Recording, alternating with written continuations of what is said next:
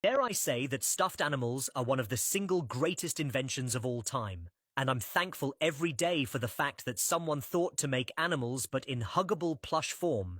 Saved me from a lot of bad nights and nightmares as a kid. I love you, stuffed animals.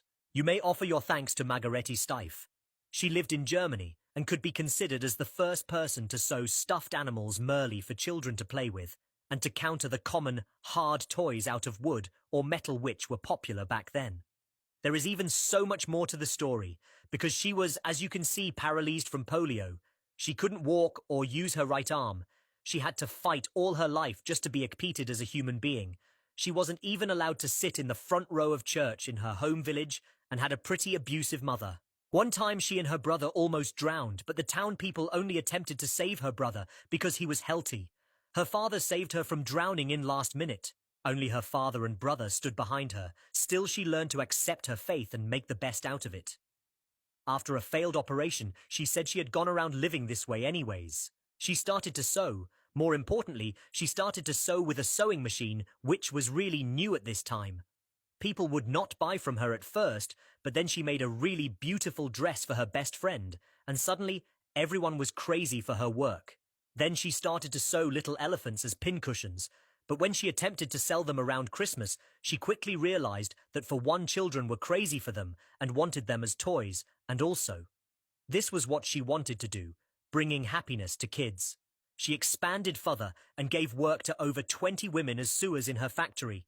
Her brother helped her to do so, and she started producing stuffed animals of all kinds, almost. Their trademark was a button sewed into every animal's ear. It still is to this day.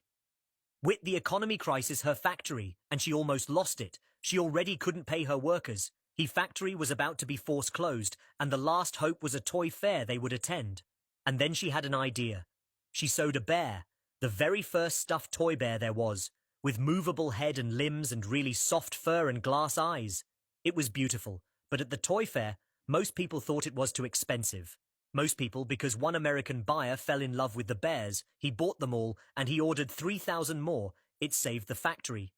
You may ask, why would anyone need 3,000 stuffed toy bears? Easy: to support and advertise the candidacy of Theodore Roosevelt as the US president. Truth that the toy bear invented by Margarete Steiff became well known as the teddy bear. 3. Disability history matters.